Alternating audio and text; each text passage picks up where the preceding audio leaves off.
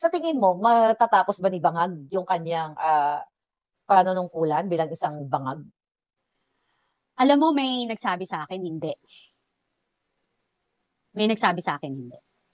These people na nakapaligid sa kanya, na hindi talaga niya Mm. matatapos yung kanyang term dahil nga sukang-suka na yung mga nakapaligid sa kanya. They're just waiting for God's will at the proper time and people's initiative para matapos. Kayo ba, mga palangga, naramdaman nyo na ba?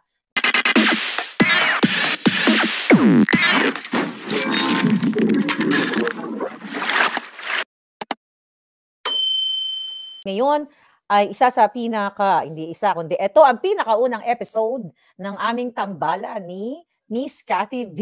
Kaya naman, Cathy V, hindi Cathy V. We are the voices of justice. Kaya naman, wag na nating patagalin. Andito na ang kapwa maalindog, Miss Cathy Binag. Hi, Hello. sister, how are you? Ayan, Hi. natupad na ang ating show. Ngayon, wala pa tayong YouTube channel, but kumbaga ito ay dry run muna. So sabi ko nga, sis, we are the voices of justice. How are you, my dear sister? Okay naman, na-miss kita. Pero I miss you too. O, diba? Na-miss kita. Alam mo naman, araw-araw, daig pa natin yung mga nag-asawa. Parang bago matulog, nagtatawa. I know. Daig pa natin na mag-jowa, diba? Correct, diba? Kaya nga nung nag-celebrate ako, nung nasa cruise ako, di ba, hindi tayo makapag-usap ng gusto, but I tried my best, na nagtatawagan tayo. Ngayon, ito na. Nandito na magkasama na ang dalawang, claim na natin, voices of justice or maalindog na lumalaban, para magkaroon ng hustisya ang ating mga kababayan, ang ating mga palangga na inaapi. Kumusta na ang aking sister after weeks ba na hindi tayo nag-usap? Kumusta ang aking... Okay naman. Medyo naging busy in a way. Kasi, alam mo na, parang tinitingnan ko, nagbalik politika na nag-analyze na naman ako ng mga pangyayari sa Pilipinas. Alam mo na, 'di ba, kailangan, 'di ba? Kasi especially ngayon na election na, actually first day of filing, 'di ba? 'Di ba sis, after mo lumabas na talagang harap-harapan, nagkaroon ka ng testimonya na walang takot, na sinabi mo na si Lisa ay inabutan ka o inalok ka ng white powdery substance o pulburon. Then si Marcos Jr. ay sinabi mo rin na may pagkakataon na, na halos dumudugo na yung kanilang ilong sa kakatira nitong illegal na pulburon. So after that revelation, that was July, wala pa rin nagka-counter sa'yo mula sa gobyerno. Hindi ka ba na-sorpresa, sis? In a way, hindi. Kasi parang ang dami kasing tatamaan. So I guess parang, very strategic din na nag-iisip sila talaga ng mabuti. Alam mo na. Ganun yun eh. Kasi like what I said, like ikaw nga, naglabas ka ng video, automatic, like few minutes, na press conference. Yes. And by the way, yung comment ko pala doon, kasi they cannot, like they were saying, they authenticated your video, right? They cannot. Hindi ho nila pwedeng ma-authenticate yung video nilabas ni Maharlika kasi po, wala sa kanya yung original na video. So, kailangan po ng original na video bago po ma-authenticate yun. So, kung ano man yung hawak nilang pwedeng na-forge na nila, na-edit na nila, kaya hindi siya, nag-negative, di ba? Altered. Well, altered na talaga yun. Kaya nga, the only thing, paulit-ulit ko sinasabi sa aking vlog, the only thing na i-present nila sa taong bayan, kung ito ba ay totoo ba yung sinasabi nila na altered or AI, file a case against Maharlika here in the US. And yung mga panakot nila noon ng DND, ng NBI, ng PNP, na kakasuhan daw nila ako during that time, July. Anong petsa niya? Petsa na wala pa rin. So I think it's the same, it's the same thing na yung pag-expose mo na, mabigat yung testimonya mo kasi kung hindi totoo yun, libelous yun. Na sinasabi mo na ang presidente ay bangag at maraming beses mo nakita na talagang, tumira. Di ba? Hanggang ngayon ba, Miss Cathy B, parang Cardi B, di ba? Hanggang ngayon ba, sis, ayun pa rin yung, hindi nagbago yung iyong revelation sa taong bayan na si Marcos Jr. talaga, isang addictus benedictus? Oo naman. Tsaka hindi lang siya. Yung grupo niya, yung mga nasa paligid niya. Diba? At saka ako kasi, I don't just go out. Kasi, like what I said, sinasabi ko naman sa inyo lahat na wala naman akong magigain dito, diba? Rather than sabihin ko yung katotohanan, diba? Wala akong mapapala dito. Hindi naman ako politician. Alam mo yun, diba? So nothing to gain. At saka, bakit, alam mo yung bago? pag nagbago yung statement ko, sinungaling ako. Wala akong paninindigan, That's di true. ba? Wala akong, Mhm. alam mo yun, parang basically, I'm just here to gain followers or like, alam mo may mga tao kasing fame whore eh. Yung may Mhm, mhm. intensyon. Kunwari, may pangarap tumakbo, may pangarap na maging politician or sumikat on Mhm. something else. Ako wala. Gusto ko Yeah. sumikat na nakatulong ako sa bayan ko. Gusto ko sumikat na totoong tumutulong ako, hindi yung sumisikat ako kasi nagpapapansin lang ako. Kaya hindi ako, That's hindi ako basta-basta lumalabas. Ikaw lang talaga yung super nagtatrust ako. Oh my God. Thank you, sister. Grabe naman yan. But you know what? I'm so grateful, since, birthday ko naman, nag-birthday ako. I would like Yeah. to thank you, for your friendship. Hindi man tayo nagkita pa ng personal, pero kasi sabi nila, yung mga nababasa natin o narinig na natin sa ibang mga famous na tao, na yung friendship kasi, hindi naman kailangan nakasama mo sa school, nakasama mo nung bata ka, or, matagal kayong nagsama sa work. Kumbaga, minsan may mga taong dumarating, katulad ikaw, dumating ka sa buhay ko, na pareho tayo ng goal para sa bayan. And it just turned out na very spontaneous yung relationship. Sabi mo nga kanina, para tayo mag-jowa.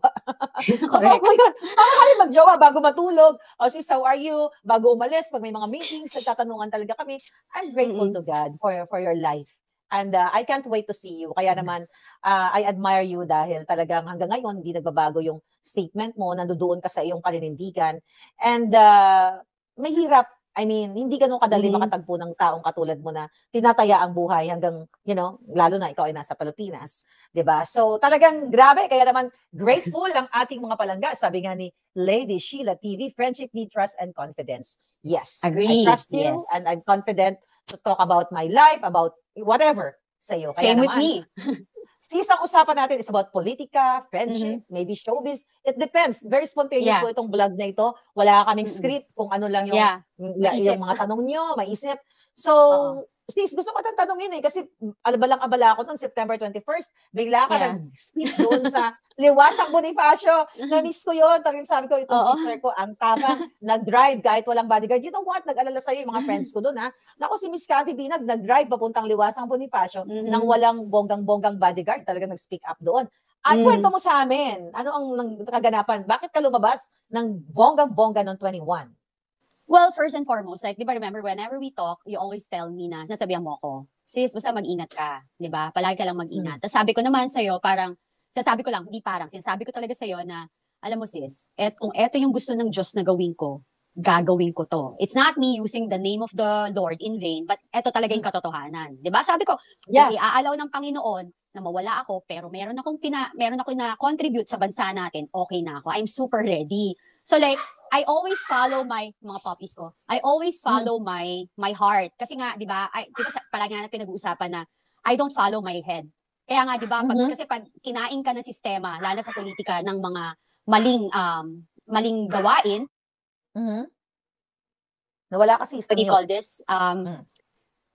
Sorry, na-mute ba? Okay na? Okay na. Okay na, sis. Okay, sorry. So, basically, ang nangyayari niyan, sis, kapag kunwari, ang sinusunod mo yung utak mo, yung demonyo mas na-influence ka rather than your heart. Kasi yung puso natin, mahirap pasukin lalo pag sincere yung ating intensyon. So, nung pumunta ako doon, spontaneous yun. Ang minessage ko pa nga noon, pero nagtanong muna ako ng clearance, kasi ayaw ko naman na biglang kabahan lahat. Alam mo, biglang, actually, natakot nga sila and everything. But sabi ko sa kanila, si Ate Chuchi Villar, sabi ko, Ate Chuchi, relax ka lang. Sabi ko, if something happened with me, hindi nyo kasalanan to. Kasi this is my choice. This is my decision. This is my responsibility. And I'm always like that. So, I just feel like, parang they deserve it. Kasi, alam mo, minsan sasabihin nila, wala naman yan, palpak naman yan, ang konti-konti nyo. You know, guys, hindi yan sa dami. Hindi mo kailangan ng madami. Ang kailangan mo, yung buo yung samahan nyo. Yung sincere kayo. At when I was there, madami naman. Kaso kalat-kalat. Tapos umuulan. So, nakasilong sila, okay? And then, I really appreciate it. Nung nagsalita ako, bigla silang yung dogs. Bigla silang humarap. Alam mo, pumunta sila sa harapan, umuulan, and nakakatuwa. Kasi those are the people na talagang alam mo yung gustong-gusto talaga nila ng pagbabago. 'Di ba? So, I really appreciate it. Yung parang, sabi nga ng anak ko, Mami, sumisigaw ka. Sabi ko, talaga, hindi nga. Parang syempre, siguro. Kasi, Ganun kasi yun when you're passionate, and you know kung ano yung pinaglalaban mo talaga, you're all out. Kung wala ka kasing sinusunod na script, You know? Kung walang inuutos sa'yo, it's your, you know, personal fight na I have to do this, I have to say this. So, talagang makikita mo yung spontaneous at yung, kumbaga, you're speaking from the heart. So, yun yung nakita. Actually, sabi ni Vega Warp, how are you palangga? Sabi niya, Madam Maharlika, noong September 21, nung dumating sa Liwasang Bonifacio si Miss Cathy Binag, ay talaga namang libo-libong tao ang nabuhayan ng loob. But then after that, Senator Manga moved. Okay. So, anong masasabi mo doon, sis? Ang dami daw talagang nabuhayan ng loob nung rumampa ang iyong alindog. Di ba? Well, yun nga di ba, sinasabi ko nga, parang hindi mo kailangan ng madami. Kahit iilan lang kayo, pero pag buo yung intention mo, yung puso mo sa pinaglalaban mo, talagang Diyos ang magpupush. Like, siya, yung you give light to the people. Di ba? Kasi iba yon parang, sometimes, syempre, may nakikita rin ako na, ano na, Miss Cathy, lumalaban ka lang online, ganyan. Kaya at least tayo lumalaban online. Yung iba nga dyan, ultimo politician na, walang ginagawa, nagbubulag-bulagan, tsaka nagpipipipihan. Pipipipihan. Oo, di ba? Hindi nagsasalita, which is so sad kasi they promise, yung pinangako nila sa tao na magsisilbi sila sa mamamayang Pilipino, di ba? So, yun yung nakakalungkot. That's why we are voices of justice. Kasi we stand for what is right. No matter ano man yung mga bad things na binabalak sa atin, we still stand for the truth and we're fighting evil people. Okay, we're fighting the bangaws para sa taong bayan. So recently, sis, talaga naman ang mga ayuda ng mga tambayuda. Walang humpay na ayuda gamit ang taxpayers' money, Talagang grabe. So, anong point of view ko doon, sister? Kasi ako, alas naibigay ko naman na yung point of view ko sa mga vlog ko. How about you? Anong magandang address natin dito sa walang humpay na pagbibigay ng ayuda ng mga Jotang Genimes? Well, sana sa akin, okay naman. Kasi pera ng bayan, dapat ang pamigay nila yan. Ang ayoko lang is like, when the way they give it, parang sa kanila galing. Parang pera nila, di ba? Tapos pag nagbibigay sila ng mga donation, parang, not parang, talagang, naka-impose yung mga pangalan. Tapos, I don't like it when they, bibigyan ko kayo ng bibigyan namin kayo, ilan kayo dyan? 5,000, 10,000, ganyan. O yung bigas, parang patay gutom yung parang patay gutom yung dating. Ang pangit. So, sa akin kasi, i-priority yung bigyan yung mga biktima ng baha. Kasi flood control project na yan, hindi nga pinag-uusapan, 5,500, which is 1 billion a day. Diba? Diba? Ngayon, hindi ba obvious yung Diyos talaga nagpapakita? Ilang bagyo dumaan? Even sa news, walang lumalabas na mga pagbabahang todo. Pati ba naman yan? Itinatago nyo, Diyos na yan eh. Alam mo yun? Parang pinapakita na. Exactly. So parang it's sad. Media is controlled.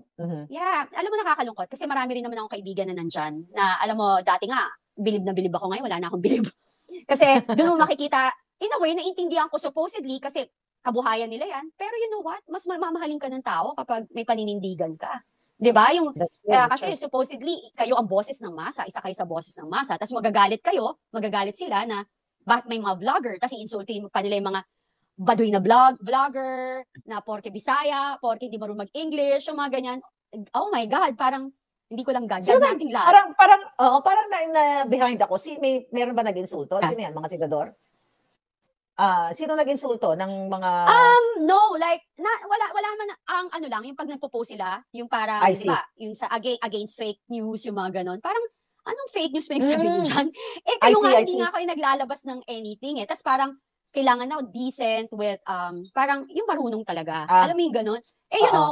Dapat kasi, they need to remember na ang Pilipinas, most of us, hindi mayaman. So, alam mo yun? Yeah. Well, yun lang. Gawain kasi yan, sis, ng mga bangag. Ganun sila mag-trip. Nilo-look down nila yung mga Pilipino na, like, especially pag galing ka ng Bisaya.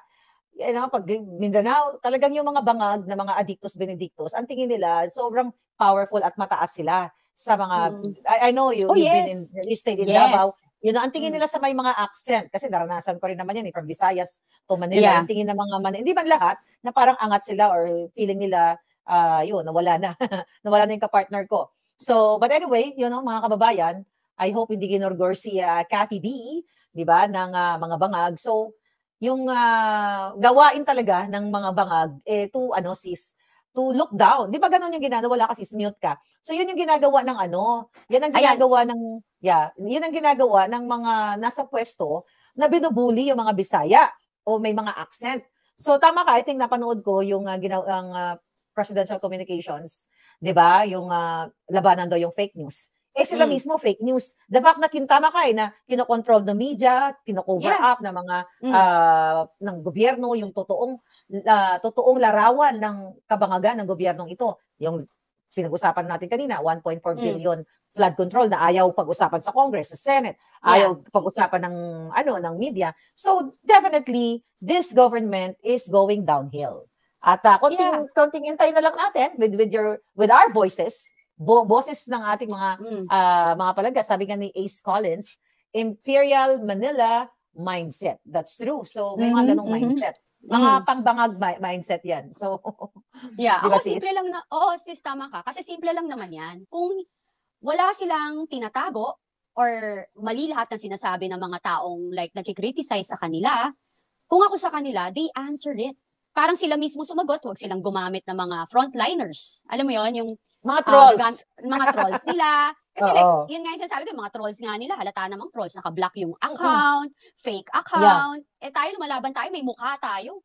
Tapos, mapapansin mo talaga, scripted, iisa lang yung sinasabi nila. Parang perfect example, like, we're both the same na, we're not pro Duterte, we're not pro anything, we're not, partisan people. We're pro people. We're pro Filipino people para sa bayan, di ba? So, tayo, parang yung sa atin, kung sino yung ayaw nating mainapi. Ayaw rin nating ginagamitan ng kasinungalingan. Kaya nga, justice tayo, di ba? Para yes, we are voices of justice. From now on, mga palangga, yan na yung title ng aming show. Abangan nyo lang. We're gonna make our own YouTube channel, but temporarily dito muna sa Boljak TV. So we are voices of justice. With Maharlika and Cathy B. Sis, yung tungkol dun sa, yun nga, yung counter ng government, no, ng bangag tungkol dun sa abutan ng pin daw, 'di ba? Sabi ko pwedeng pin na may mga nakaipit na pulburon doon. Very suspicious. So gusto ko lang matanong, yung bang nag-abot, I believe his name is Arthur Tupas. Do you know him? Yeah, I know him. I'm not really close to him, but he's nice to me. Alam mo yun? So kilala mo? Kilala ko, kilala pero mo? alam mo, kilala ko siya. Kasi sila gumagawa nga ng mga, yung mga medals and everything for the government. Ever since, even, before pa. Talagang kakilala ng mga Marcos, basically. Okay. Wait. So, ibig sabihin, itong lalaking ito na sinasabi nila, a person randomly handed the, sabi nila pin lang daw, pero ang sabi ng ating mga palangga, kasama na rin ako na, posibleng may nakaipit na pulburon. So, kilala na pala ni Marcos Jr. to. Itong si Tupas. Kilala yung family nila. Basically, magkakilala na sila way back. Mga Tupas, they know them. Actually, nakita ko pala yung pictures na may mga previous pictures sila, no? Pero syempre, alam niyo naman, marami naman talaga kasi, just to be fair, nagpapaphoto lang. Pero, ikaw mismo, dahil nasa circle ka ng mga bangag, these Tupas ay kakilala ng mga Marcos. Right? Kahit, you can check by history talaga na kilala sila.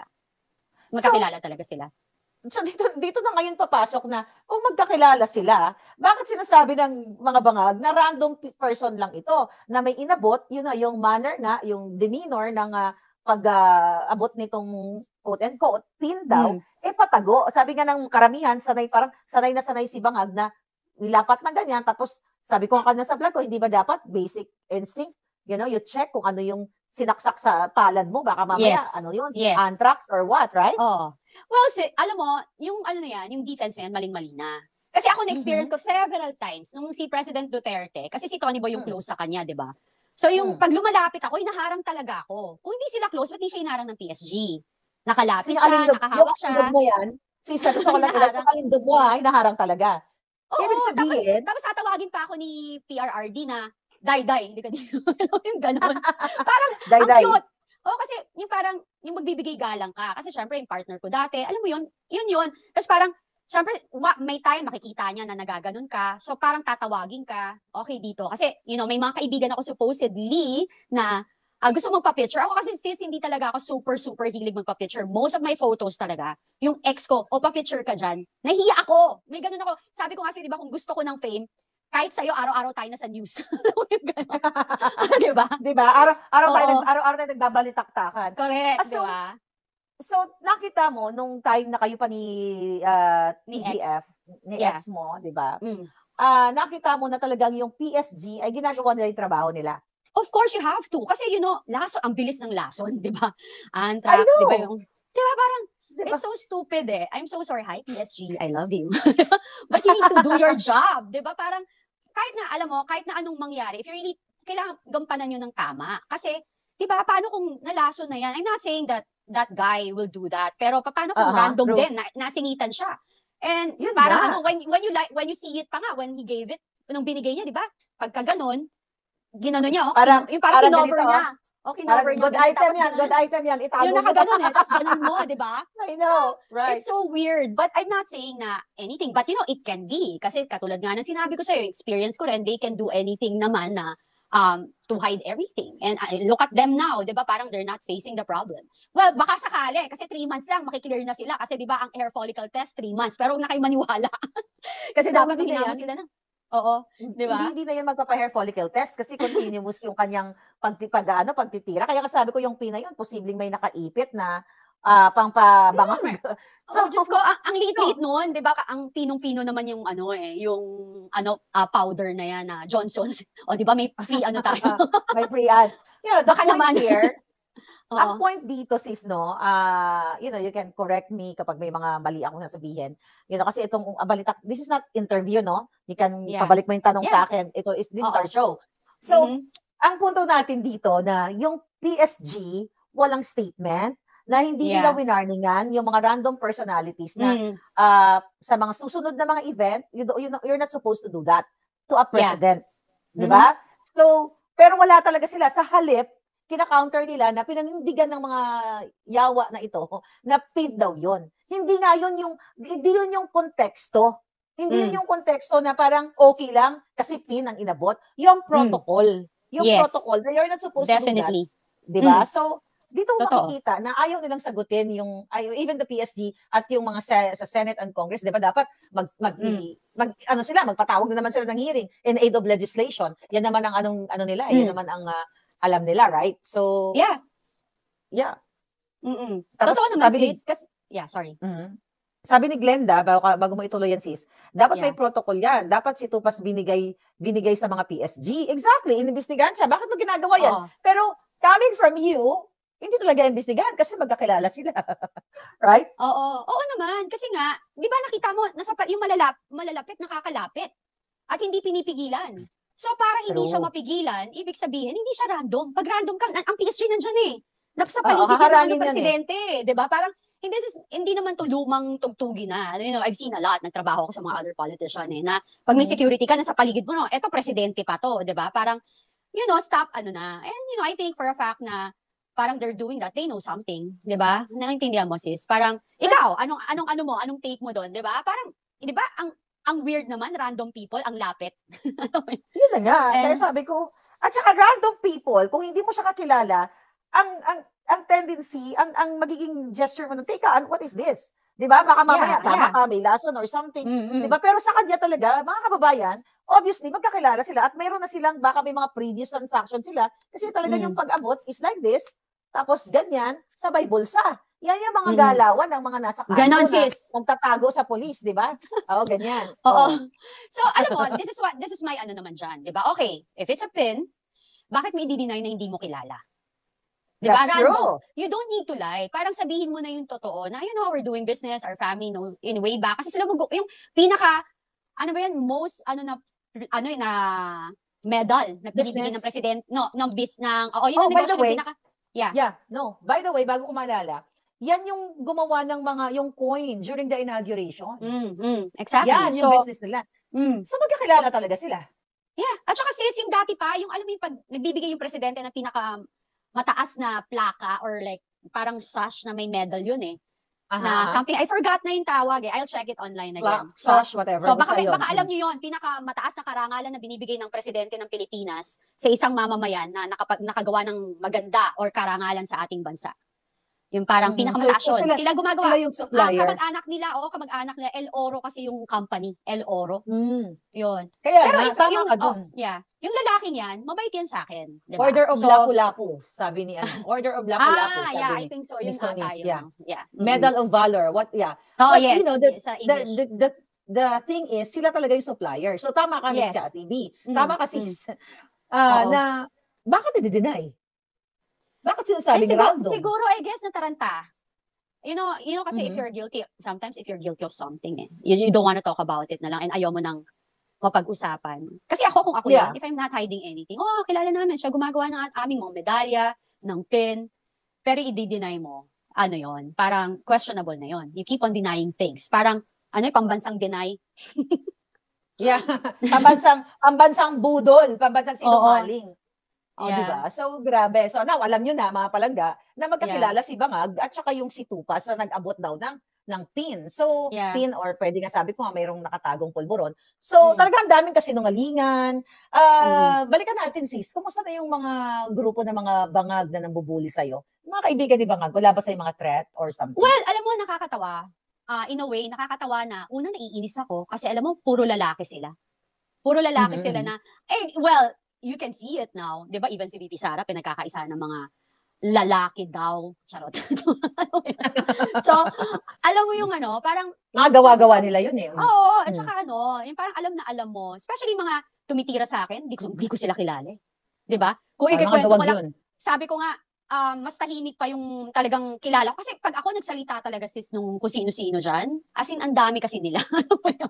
So kaya nga, I'm trying my best na hindi ko, kasi hindi naman sila public official. Pero sabi ko nga, pag marami kayong sinasabi sa akin, well, good luck. Diba? Alam mo yun. Huwag yun na lang kasing i-deny at pagtakpan yung mali. Yun lang yun. Yes, at saka, yun nga, ulit-ulitin natin na pagdating sa pulboronic, na ako nagpa-authenticate dito, ikaw, testimonya mo na si Ferdinand Marcos Jr. at ang asawa niya ay, sangkot. At minsan, hindi lang sila basta-basta sangkot. Ikaw ay isang testigo. Ikaw ay isang witness na buhay. Wala silang counter, wala silang ginagawa na yung panakot nila sa atin, both, nakakasuhan yung nagpapakalat ng video. Wala talaga. Kasi takot sila. Sister, takot sila na tumayo ka sa witness stand. At takot din sila na magkaso against me dito sa Amerika at ang marinig ng buong sambayan ng mundo, buong mundo, na indeed authentic yung video. So dun, you know what, mga kababayan, let's include our mga palangga dito, no, sis, kasi this show, of course. Dito mo makikita na yun na iniiwasan nila yung mga topics na negatibo. Lalong, not only that, na talagang alam nilang totoo yung ating it's not accusation, pero yung mga ebidensyang pinakita natin kasi you're not accusing them. Kasi pinipresent mo sa taong bayan yung witness mo. Well, right? Well, first and foremost, kasi pag nag-stand ka sa witness, syempre tatanungin ka. So, ilan kayo doon? Sino-sino yung nandun? Diba? So, syempre, sasabihin ko kung sino-sino yung nandun. And pag sinabi mo sino-sino nandun, tatawagin nila yon, diba? Tapos, syempre, for sure, pwede nila akong taniman ng mga witness na peke. Ako naman, ang hamon ko lang dyan, sige, tayo, lie detector, lagyan nyo ng lie detector test lahat. Alam mo yon, parang hindi lang ako, but sila rin, di ba? Of course, all those people kasi are not public official, most of them. So, hindi mo rin parang as long as I want na pag pinilit ako, syempre pag nandun na ako, sasabihin ko kasi they're not public official, so I don't want to mention their name, di ba? Pero syempre pag merong pa-Jollibee or pabida na politician, sabihin mo na. Alam mo yun, di ba? Ganun lang, sis. Okay. Parang, pag-usapan muna natin, I believe, nakonta ka ba ni Senator Bato? Kasi parang may, paano na yun? Akala ko ba ipapatawag ka sa hearing? Hindi ko alam anong nangyari. Akala ko ba magkakaroon ng in aid of legislation? Maybe they're preparing it. Wala pa so far. But July pa yun. Yeah, I know. Well, I guess, alam mo, marami rin kasi akong kilala sa Senate. Alam mo yun, marami rin akong kilalang senador na, alam mo yun, kakilala ko rin kasi sila. So this is just, tayo ay nag-aanalisa dito sa mga pangyayari na nagka-interest si Senator Bato sa'yo in terms of mag-open nga ng investigation, pero July, August, September, mag 2 months mahigit na, October na nga pala, so wala pa rin, ano kaya nangyari doon, sis? Oo nga. What do you think? Well, everybody's thinking about, kasi pinag-iisipan nila mabuti, di ba? Na may nagtatanong kung kaibigan ko raw si Don, hindi ko siya kaibigan, never ko siya na-meet personally. Okay. Kasi hindi siya sa akin pinakilala. That's it. Yeah. So never mo siya Never. So I hope, I don't think na mag-open pa sila ng, kaya nga, Senator Bato, pag-usapan natin, total, tatakbo ka, baka naman. And you're ready, You're ready talaga na Oo naman. Kasi syempre, you cannot, sige, go ahead. Sis. Go ahead, ikaw. Hindi ka ba nasisindak? Let's say pinatawag ka ng mga huwadcom doon. Hindi ka ba mas nasisindak sa mga 'yon kapag na-intimidate ka katulad ng ginagawa nila ngayon, pag-intimidate sa mga resource persons like Inday Sara? Well, unang-una, pag sinabi nagsisinungaling ka, 'di ba? Yun naman sabi nagsisinungaling ka or sisigawan ka or may mura sila, sisindakin ka. Sasabihin ko sa kanila, paalisin niyo na lang ho ako dito. Kasi hindi ko deserve na bastusin niyo ako. Nandito ako para sabihin sa inyo yung testimony ko. Hindi para insultuhin niyo or imalay niyo kung ano yung nakita ko. Hindi naman po pwedeng. Dahil hindi niyo gusto yung sagot ko, babastusin niyo na ako. Natawag pa naman po kayong mga politiko na supposedly you're pro-people and dapat balanse kayo. Huwag kayong magalit. Kasi eto yun ako yun. Ako nga yung biktima ng mga addict na yan eh. Diba, bully nga ako eh. Nabully nga ako eh. Diba, naharas nga ako. Pakita ko pa sa kanila yung mga pinagagawa sa akin. May mga ebidensya pa ako. Yun na, actually, diba? Nag-aabang yung taong bayan sa USB, no? Yeah. Kailan ba natin ilalabas ang USB? Well, let's see. Yeah, so, diba? Pero going back doon sa Quadcom, doon sa mga senador at kongresista, yun ang ginagawa nila. I'm just thinking kung ipatawag ka nila, which is impossible na right now sa nakikita natin, baka i-contempt ka. Once, let's say for example, let's talk about it. Let's say for example, na without any reasons na sasabihin, i-contempt ka, ano yung magiging reaction mo? Magpa-file ako ng harassment and slander and everything. Kasi anong case ng contempt? Ay anong rason ng contempt, 'di ba? O anong basis ng contempt, 'di ba? Kasi kailangan nilang bigyan ng basis 'yon. Hindi nila pwedeng i-contempt ka lang namin kasi number one, witness ako. Witness ako. Hindi ako basta kung ano lang, 'di ba? Yeah, so, definitely maraming lawyers na tutulong sa iyo. So marami naman. Marami na. Actually, marami talaga. 'Di ba? So, yeah. So, let's talk about ngayon kasi October 1 na diyan sa Pilipinas. Marami na gustong tumakbo-takbo, 'di ba? May nag-comment kasi, gusto ko muna itong unahin. Si Peterson Raymond Fonte. Doc Willie Ong for Senator 2025, midterm election. For sure, kilala mo si Doc Willie Ong, di ba? Oo, na nag-speak up din siya even though he's suffering. Siya talagang sa kabila ng pain na naramdaman niya, na sinasabi niya, I think, isa sa mga reasons, yung stress, yung pagbabasya kanya, but still, he's fighting sa life niya, and he's fighting for the Filipino people. I admire Doc Willie kasi sinuportahan ko naman niya. What is your thought about Doc Willie Ong running for, again, to public office? Well, I will support him. Kasi alam mo, yan yung nakakatuwa. Kasi, in the middle of like, pag alam mo may sakit ka, malapit, it's either mabubuhay ka ba o mamamatay ka, whatever it is. Alam ko for a fact na dapat ang pag-iisip mo is matuwid na. Alam mo yun, maayos na. Kasi yan yung legacy na iiwanan mo. Nakakalungkot nga kapag yung may mga tao na dahil, alam mo, kinain na ng sistema. Kasi yan yung problema. Ang dami kong nakitang ganyan. Na sa politician, sa umpisa, ang ganda ng kanilang adhikain. Ang ganda na ng nilang gustong mangyari para sa bayan. Pero talagang nai-influence Na-influence ng pera, kasi yun nga sinasabi ko, yung problema, nino-normalize nila yung hindi normal, yung kasalanan. Parang, sige, pwede na yan, sama-sama na tayo. Just stick to the plan. Let's stick to the plan. Nino-normalize nila yung corruption. Ang pagnanakaw. Yeah. Oo, kasi ang dami supposedly matatalino. Sa umpisa, ang gaganda ng kanilang mga balak at saka layunin sa bayan. Pero nung naipasok na sa sirkulo ng mga, sabi nga, di ba, parang, yung sabi nyo nga, crocodile or whatever, mga ganid. Kinain ng sistema, di ba? Parang, sad. Kaya nga kung ako ngayong election, I want new leaders. Yeah, wag nang paulit-ulitin, kasi, ang tanungin nyo na lang po, bago na dapat yung mga iupo nyo dyan, kasi, ang tanong, umunlad ba tayo? Anong nabago? Every 3 years, every 6 years, or meron bang resibo na may na-improve. Yung mga ganyan. So, yan ang titingnan nyo. Meron na bago. Nagbago yung mga pamumuhay nila. Nagkaroon sila ng mga high-end cars, luxury luxury purses, all designers, hotel, resorts and everything. Nagbago yung buhay nila. Pero yung mga Pilipino, nga pa rin. Kaya nga, you're right. Na kailangan talaga bagong leaders. Kaya naman, ang sabi nga ni Palangga dyan, ni Reshin Linox, iniisip pa ni Doc Willie yung healthcare system ng bansa. Kahit may sakit siya, totoong may puso sa bayan. That's true. Isa din sa advocate natin. Oo. So, sa advocacy natin, Oo, kasi importante yun. Ang daming mahihirap sa Pilipinas. Yeah, kasi healthcare talaga problema. Kasi, 'di ba nung I don't know, hindi natin napag-usapan. Eh ano naman yung comment mo doon sa nung birthday ni Bangag, yung BFF natin, na kung saan ay nagbigay siya ng free ano daw, free not healthcare eh, sinagot yung mga bill ng mga pasyente pero hanggang tokis lang, wala namang resibong ipinakita, hanggang pronouncement lang. What is your thought about it na parang ang dating galing sa kanya yung pera na, oh, sagot ko yung mga bills ng mga pasyente during my birthday, parang ganon. Eh, yun nga yung sinasabi ko sa'yo, sis. Like, even yung pagbigay ng ayuda nila, yun nga yung sinasabi ko na parang sa kanila galing yung pera.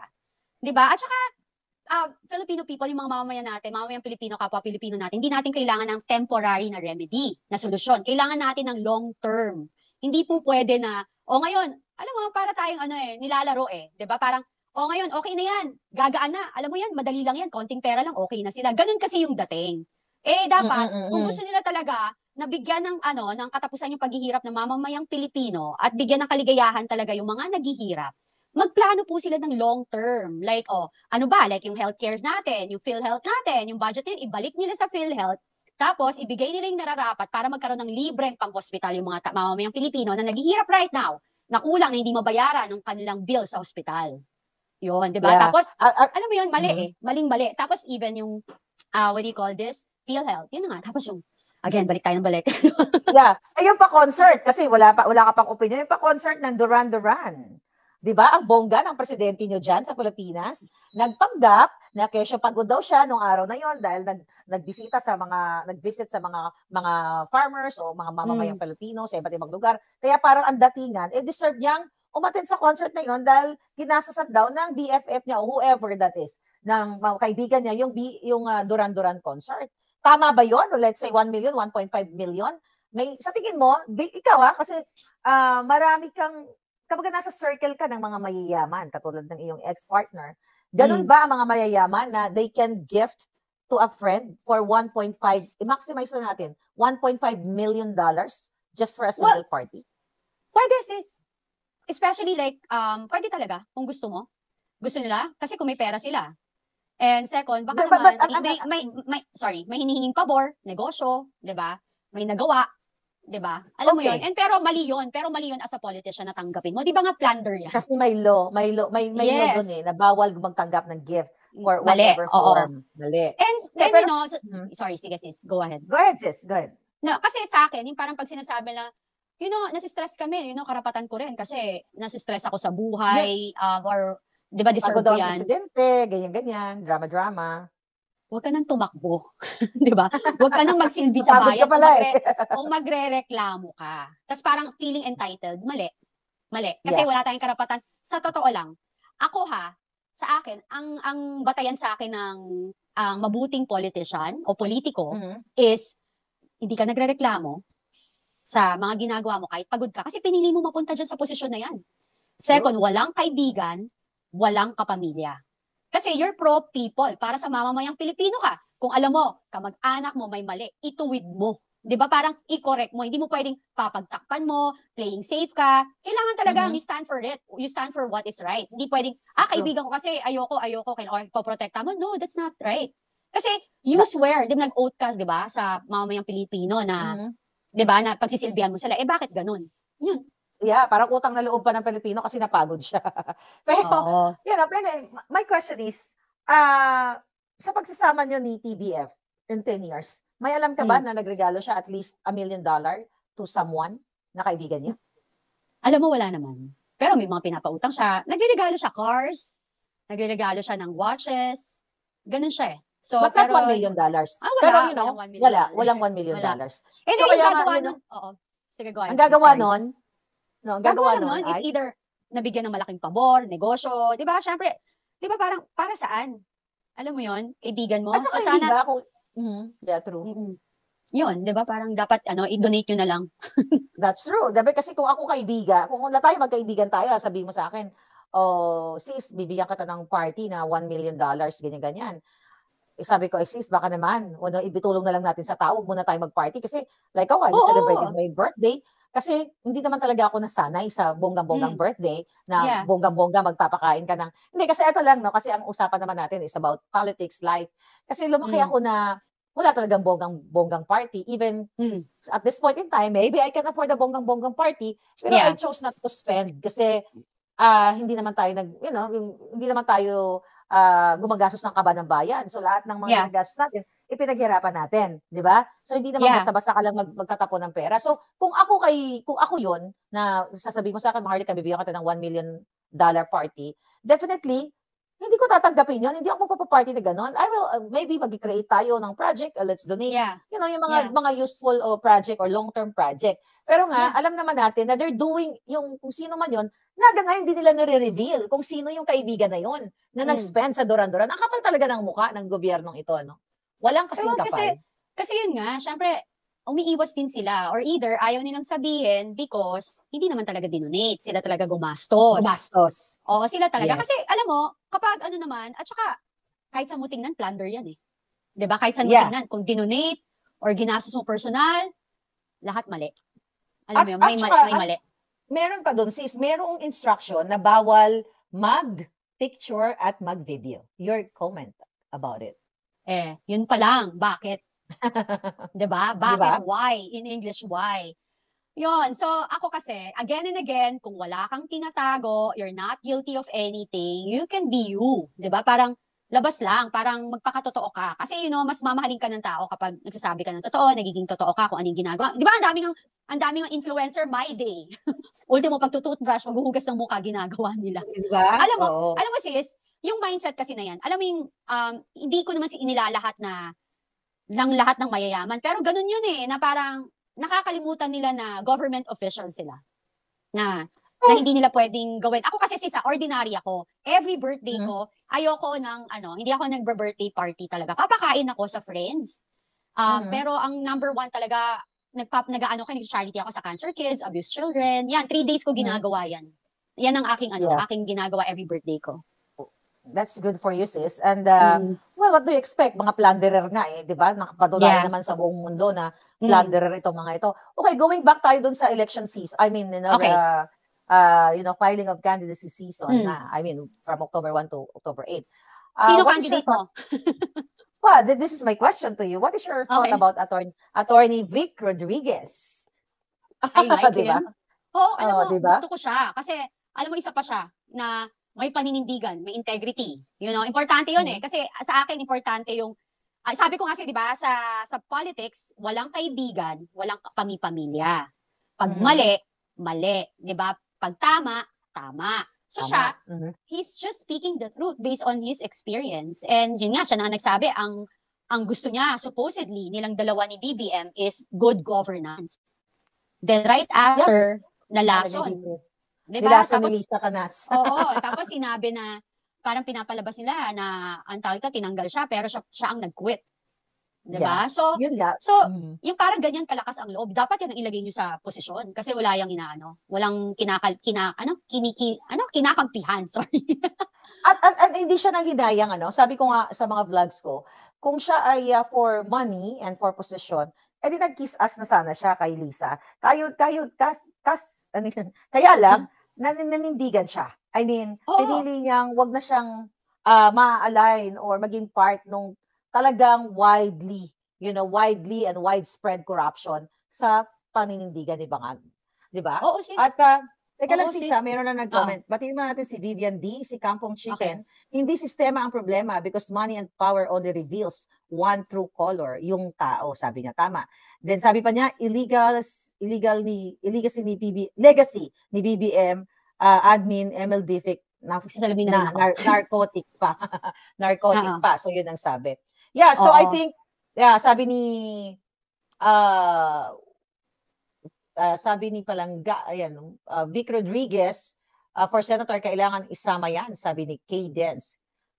Alright. So, yun ang mga comments. So, grabe yung bakbakan din ngayon dyan sa Senate, di ba? Yung, I mean, sa Congress, lalo na sa Congress, yung mga pagpapahiya sa mga resource person at yung mga fake witnesses nila. So, nakakalungkot dahil dapat talaga mawakasan yung mga yan. So, if you have power, sister, if you have power in one day, that you can do everything and anything, ano ang gagawin mo dyan sa mga nasa Congress na yan, na pilit na nandudukot o nagpapakawala ng mga preso o mga tanim witness o mga fabricated witnesses? If you have power. Ako, papalitan ko at bibigyan ko ng pure heart ang mga government official. Kasi pag yung malinis na puso. Kasi pag malinis yung puso mo, wala kang hangarin na masama. Yun yung gagawin ko. Papalitan ko, lalagyan ko sila ng pusong malinis. So yung kanilang intention, lahat malinis. Hindi sila malalason na. Ganun yun, di ba? Parang, sis, kapag na-in-love ka, parang kapag puso ay, ano yung kasabihan nila? Hinamak. Puso ay hinamak. Something like that. Pag puso ang hinamak, hindi ko maisip. Gagawin ng lahat. Masunod ka lamang. Something like that, di ba? Oo. So I want alam mo, mabait ka. Mas mabait ka talaga sa akin. Ikaw kakatayin. Gugurgurin ko talaga. Di ba? Kung meron akong kapangyarihan, ikaw napakabait, papalitan mo yung puso, di ba? Talagang mabait ka talaga sa akin. Pero ako talaga, gugurgurin ko silang lahat kung may power lang ako. I mean, gugurgurin ko sila sa pamamagitan ng aking magic wand. Kasi nakakasuklam na talaga. Nakakasuklam. Sabi ni Richie, if I have the power in a day, gagawin ko silang tunay na buhaya. I know, I saw that. Diba? Yeah, sabi ni Palangga. Maharlika, gugurgurin ko talaga. Binigyan na ako ng kapangyarihan, di tapusin ko na silang lahat. Hindi lang Congress. Pati yung mga nasa palasyo ng mga ahas. Anyway. Ako kasi sis, sorry, di ba? Ako kasi sis, parang di ba paulit-ulit ko ang sinasabi na ako kasi naniniwala talaga ako, and you know this also, na si Lord, kaya niya, si God, yung Panginoon, ginagawa niya, pinapabayaan niyang gawin ng mga taong to na maging masama, kasi forgiving siya, mapagpatawad siya. So, binibigyan sila ng chance to change. So, kapag, sige, gawin niyo ng gawin, bibigyan ko kayo ng chance, sige, pag bibigyan ko kayo, pero pag hindi kayo tumigil, diyan nakakat lahat. Siya mismo maniningil. So, kaya yun. So, kasi nakakatakot pag siya naningil. Iba. Hindi ka na makakabangon. Hindi ka na makakabangon, hindi ka makaka-recover. Kasi yung kaya hindi ko, tingnan mo, lahat naman ng politician na nagnakaw, lahat ng politician na gumawa ng kamalian, pag hindi namatay na nagkasakit, nahirapan, nawala na, alam mo yung kinakahiya ng, ayaw, it's okay. Being a politician, while you're in power, ang nagiging problema, nagkakaroon ka ng star complex. Na feeling mo, sikat ka, feeling mo, dahil mahal ka ng tao, entitled ka. Nakalimutan nila na dapat alagaan yun. Kasi, minahal kayo ng tao based sa pinangako ninyo, based sa pinakikita nyong mabait kayo, pero pag nagbago lahat yan, kayo din yung pinaka i-hate nila ng sobra-sobra. Kasi, budol kayo. Yun. Yeah, so, you know what?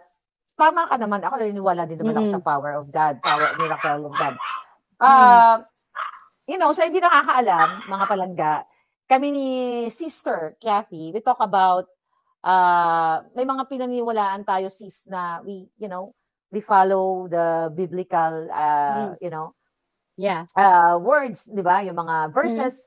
And may mga pangyayari sa buhay natin na na-read natin and na-anticipate na natin, and we also seek, experts kung ano yung mga susunod na pangyayari sa buhay natin or yung history natin. The reason why I'm telling this, kasi parang ako kasi meron akong taglay na kapangyarihan. Parang meron akong taglay na kapangyarihan na mahilig akong mag-profile ng tao. At so far, marami na yung mga na-profile kong tao na totoo na ano mga nangyayari. Or sabi ko nga, in the past, yung mga taong nang api sa akin, kinarma halos lahat yung mga yon. Kung hindi nagkasakit, natsugi ng maaga, or something. Ikaw, dahil yung gobyernong ito, hindi lang tayo dalawa, inapi ang buong sambayan ng Pilipino. So nakikita mo ba, for sure may mga kinoconsult ka, na mga spiritual people, or maybe they have power to see the future. Sa tingin mo, matatapos ba ni Bangag yung kanyang panunungkulan bilang isang bangag? Alam mo, may nagsabi sa akin, hindi. May nagsabi sa akin, hindi. So, ano to? May power ba ito? Sino yun? I mean, we cannot, just don't name names, pero bakit tinasabi? Actually, willing siya, sis. Nakalimutan ko ibanggit sa'yo. Ano siya, sis, famous siya na card reader here in the Philippines, celebrity. Card reader siya. Oh. Sabi ko kasi sa kanya, sis, kung sinabi mo sa akin yan, gusto mo ba? Si Maharly. Kasi sabi niya, gusto ka raw niya ma-interview. Sabi ko, sige, sabihin ko, busy pa lang. Buti na paalala mo sa akin. Kasi nag-meet kami kasi may common friend kami na dumating from San Francisco, nag-birthday. So, yun. Tapos nakita niya ako. Sabi niya, Cathy, gano'n, gusto ko sabihin to kasi alam mo, actually, sinabi ko rin naman na pwede siyang manalo, si BBM, pero magkakaproblema siya kapag naniwala siya, na-influensyahan siya ng mali. So, nangyari. Ayun. Yun. So, well, ako actually hindi naman fortune teller ang nagsabi sa akin. These people na nakapaligid sa kanya na hindi talaga niya matatapos yung kanyang term dahil nga sukang-suka na yung mga nakapaligid sa kanya. They're just waiting for God's will at the proper time and people's initiative para matapos. Ako kayo ba, mga palangga, naramdaman nyo na ba na matatapos na si Bangag? Sabi ni Kasi Jean, nakapaligid. Sige sabi ni lang. Jean Dalino, gramdam ko, hindi talaga matapos si Marcos ang termino niya. Ayun. Sabi ni Lourdes, binigyan tayo ng free will ni God para mamili kung saan mo gusto mapunta. Nawala. Mapunta sa langit ba o sa impyerno? That's true. Yes, Yun. sabi ni Botan, very soon. So ano ba yung sitwasyon, sis? Ikaw yung nakikita ngayon dyan sa like yung mga circle of friends mo. Ano yung mga, kasing iba, you know, yung mga nasa business sector, at takot din sila mag-comment ng kanilang opinion regarding sa pagiging bangag ng gobyerno. Ikaw lang talaga isa sa pinakamatapang dyan. Ano yung mga comment nila? Huwag na lang natin sila pangalanan. Ano yung mga reaction nila every time you meet them at the party or you know, mga konting pagtitipon-tipon? Ano sinasabi nila sa gobyerno ni Marcos?